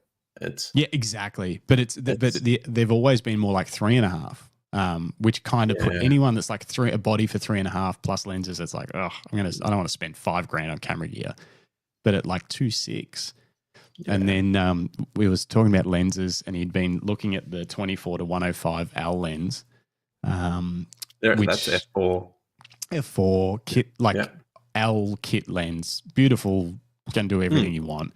Yeah. But I ended up telling him to get the 24 to 240, like just super zoom, because it's actually pretty good, and then a nifty 50 1.8, which I've let him mind for now. He's going to get the super zoom and just play with my nifty 50, and I'm like, this is going to give you everything you want. He'll never take the 50 off. Well, I mean, for family photos and stuff like that, the 50 will be perfect. But if you're going on like a trip to Europe or something and you can whack that 24 to 240 on and just do anything, like you can do anything. You can, or like, I don't know, taking photos of the kids' soccer game or something like that. 24 to 240, you can just use it all day long. And then if you want some more low light creative shots, the 50 mil. And I was like, it was really fun working through the like start to finish purchase process. I'd love to do that, but without working in a camera store. I like doing it just as like a helping people out. Yeah, helping people out. But I wouldn't want to do it in a camera store because there's like, I don't know, it's a completely different feel because you're trying to sell them something. Whereas this, I was like, I was sort of trying to stop him from spending money. I was like, oh no, I don't think you need an L lens. I think you'd be better off with something a bit more flexible. Anyway, it was fun. So classic Justin like to spend all your money on gear, but you don't let anyone else spend money on stuff. I like to challenge the need for something. Yeah. Like, do you really need it? And I do that to myself all the time. If I just gave in to my base instincts, I'd buy everything. Just kidding. That lens 1800 retail. Which one? The 21.8 Nikon. Okay, so it's up there. Whereas so I was looking at you'd probably get it on special. Like it's probably down on special for like 1500 often, sort of thing. Canon RF 24mm 1.4. See, the RF 24mm 1.4 is like retails for 2.6, and you can get it on special for 2.262. So it's like it's up there, and I don't know. I don't need it a lot. I'm currently shooting this podcast at 24mm, so I could upgrade my podcast setup. But other than that, it would just be to have a wide angle prime lens, and I don't know. Would you want that enough. Do you need anything wider for the podcast? No. I need more of your room. Well, I mean, I could. I've got the 15 to 35 on at the moment, so we can go full mess if you want and get pretty wide. Show my air conditioner. But I'm using prime like a real photographer. Well, I've only got the 35, which is too tight. So it would make it a lot easier though to just be able to get it dialed. I've had to get up, move my tripod. It's quite frustrating. Yeah, it is handy being able to zoom. I think I'm going to try and ditch this 15 to 35 L lens for the new 16 to 28 non-L version, which is cheaper, lighter. I just is it like an F4 or a 2.8? No, it's a 2.8. Canon. They've introduced these really cool, like lightweight. They're somewhat weather sealed, but not as rugged as an L lens. And they're like half the price of the L lenses. But they're not as optically correct. But they're pretty sharp. And I've just got to check. I'm just not sure how I'll go for autofocus for action. If it's going to be fast enough for it. Yeah. If it's going to struggle or if it's going to be fast enough. But it would be nice. Like they're literally half the weight, half the price. I'll have to see. Anyway, that's probably about it. Anything else you want to talk about? No. What are you guys doing in the chat, people? It's very quiet out there today. Very quiet. Everyone's missing Greg, I think. They must be. He'll be back. Don't worry. Yeah, he'll be back. Okay. But yeah, I'm shooting a wedding tomorrow. So nice. And then we've got to shoot on Sunday too. We do. Yeah, full day shoot Sunday. So lots to talk about. In a studio. Yeah. Fancy. So cool. That should be fun. But otherwise, it's been a morning. It's been the camera life. If you guys are new to the channel, give us a subscribe. Give us a like. We actually just hit 950 subscribers, which is cool. I think some of those were from Will's fans. So if you're new to the channel, we're happy to have you. Thanks, Will. Thanks, Will. And otherwise, the episodes will be up on Spotify and Apple Podcasts roughly 24 hours after each episode goes live, depending on how we go. Paul Henderson's missing the Fuji chat without Greg. Don't worry. I mean, there's a Fuji announcement coming late next week, so there'll be a ton of Fuji chat after that, I'm sure. We're not missing it, Paul. Yeah, it's so exciting to have a Sony photographer on. I was like, yeah, let's talk about Sony cameras. No one's mentioned Fuji till now. It's great. That's true. It's been, maybe that's why the chat's so quiet. We might lose our Fuji subscription. Yeah, maybe. Philip Johnson says, thanks, guys. And with that, we will call it a show. Great to have you all.